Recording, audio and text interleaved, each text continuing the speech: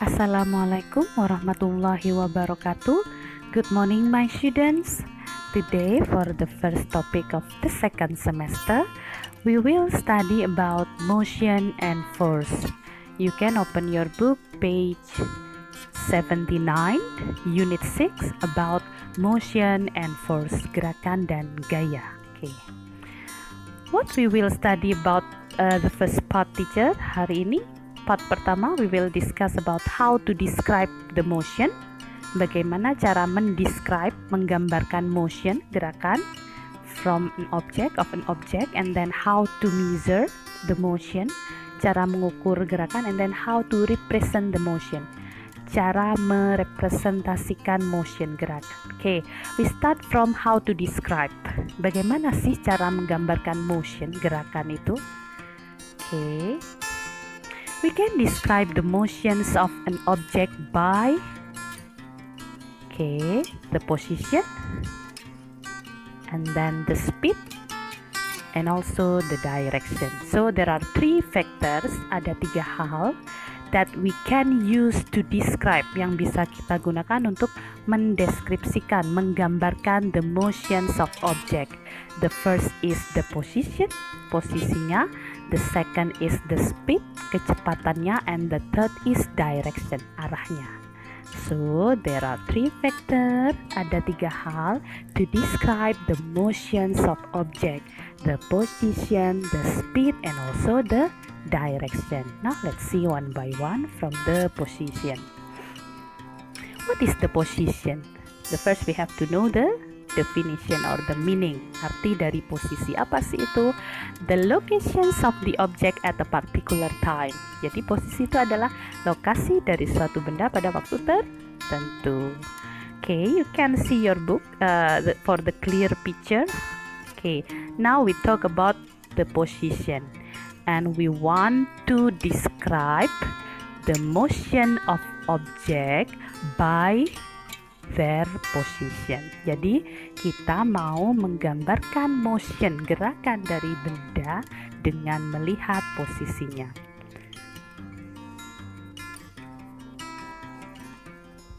Okay, now look at from number 1 here.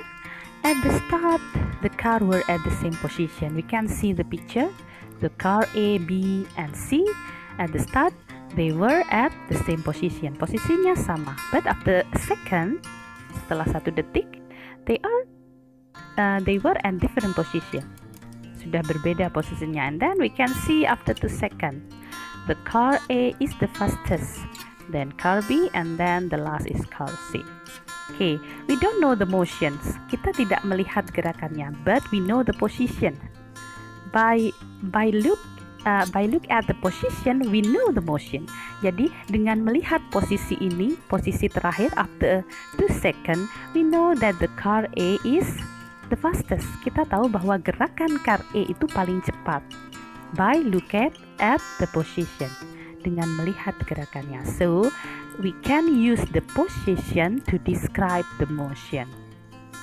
We don't see the motion. Kita tidak melihat car A bergerak. Kita tidak melihat. But we can see the position. Tapi posisinya bisa kita lihat. So we can describe the motion. Jadi kita bisa mendeskripsikan gerakannya. So by look at the position, we know the motion.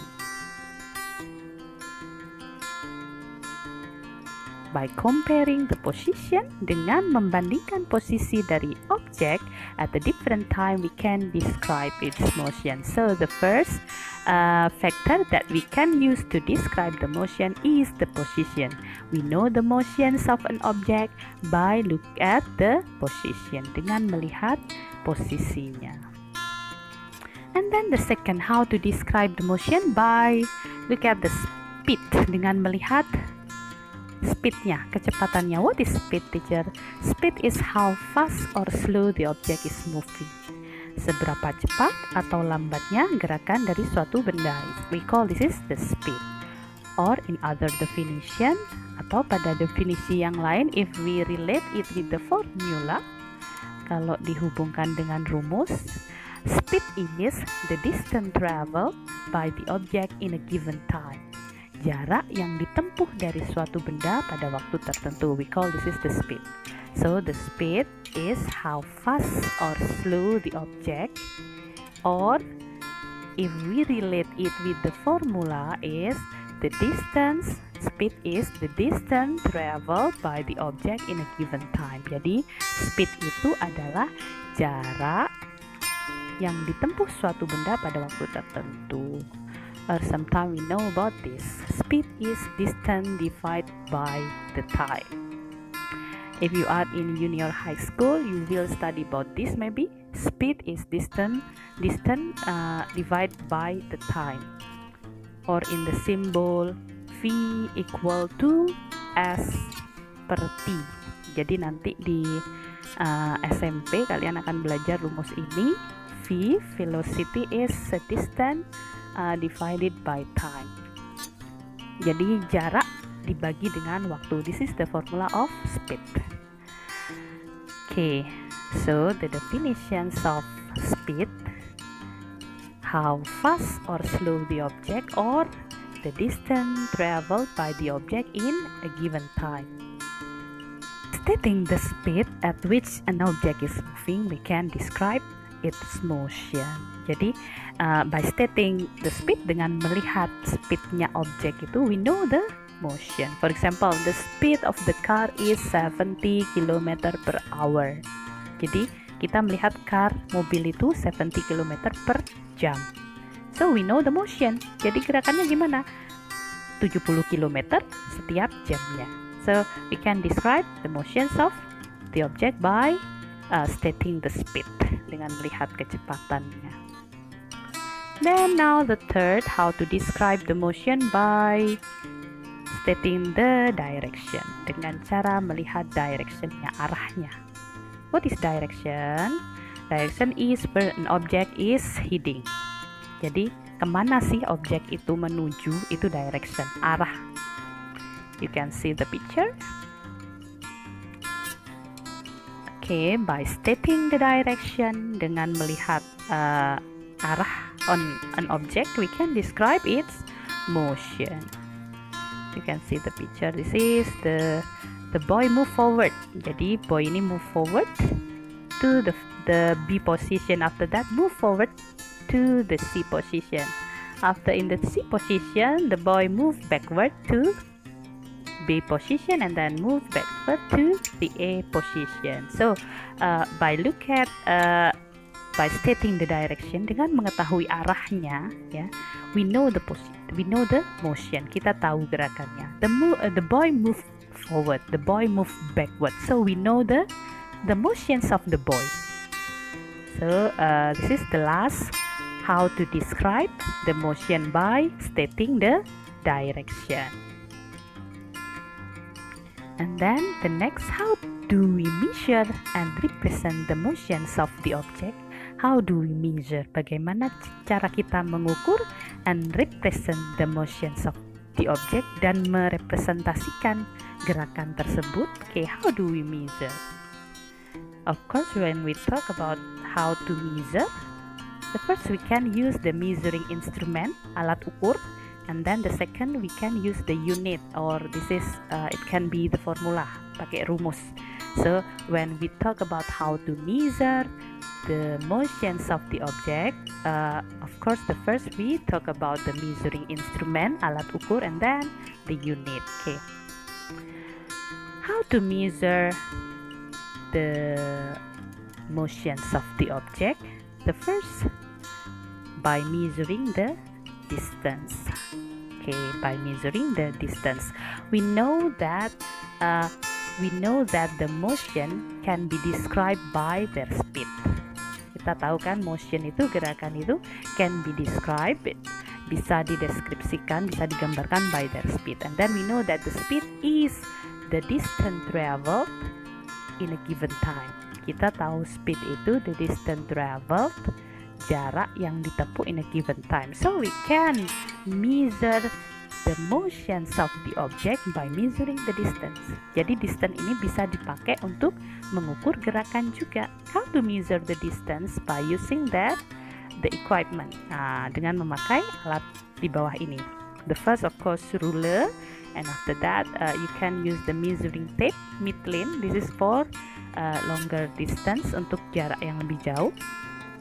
Okay, this is the measuring instruments that we can use to measure the distance. And then we can use another measuring instrument, measuring speed, mengukur kecepatan. If just now measuring the distance, we know that we can describe the motion by using their speed. So we also can measure the motions of the object by measuring the speed. How to measure the speed? Of course, the first we can use speedometer. This is for measuring the speed of the vehicle. Jadi alat ukur kecepatan, speedometer, or we can use the formula too. Okay, we know that the unit of speed, kilometer per hour or meter per second. Kilometer per hour or meter per second. Kilometer is the distance, hour in a given time. Meter is the distance, and then second in a given time. Jadi jarak ya, distance divided by time. Jarak, meter, divided by time. This can be used to measure the speed. We know the formula. The speed is distance travel in a given time. Okay, when we see the speedometer, kalau kita lihat speedometer, this is, of course, you can see the unit is kilometer per hour. Okay. Look at speed is the distance divided by time. Okay, I give you the example. The boys run at 30 seconds. The distance traveled by the boy 60 meters. So the speed is, berapa kecepatannya? You can use the formula. The speed is the distance divided by time.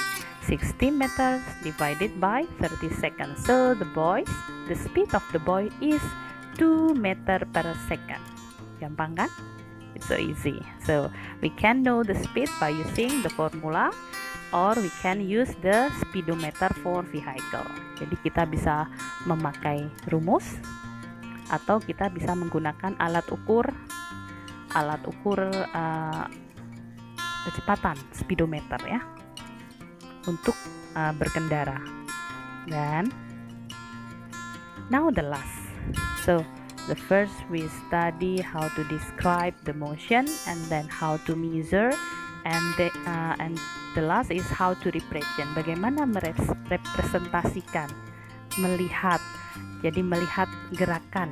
Dari mana kita tahu merepresentasikan the motion? Okay, I give you the example. You can see your book page 85. Zoo run a distance of 15 meters every 5 seconds. Jadi ada zoo ini namanya kucing. The cat, okay, you can see. Jadi zoo ini run 15 meters every 5 seconds. This is the start position. It run 15 meters. Jadi tiap 5 second dia 15 meter. So when 10 second 30 meters. After that when 15 second, tinggal dikalikan 3, 45 meters. After 20 seconds 60 meter. So we can represent. Jadi kita bisa merepresentasikan the motions of the zoo by using the table first. Jadi buat tabel dulu. The first at the start 0 and 0. After that, after 5 seconds, setelah 5 second, okay, you can see the distance traveled 15. And then after 10 seconds, the distance traveled 30. Until 20 seconds, the distance traveled 60 meters. Okay, so to represent the motion, the first we have to make a column or a table like this. After that, you can make the distance time graph. Jadi ini cara merepresentasikan the motions of the object by making the distance time graph. Grafik jarak waktu. Okay, look at here. The y axis. Okay, sumbu Y.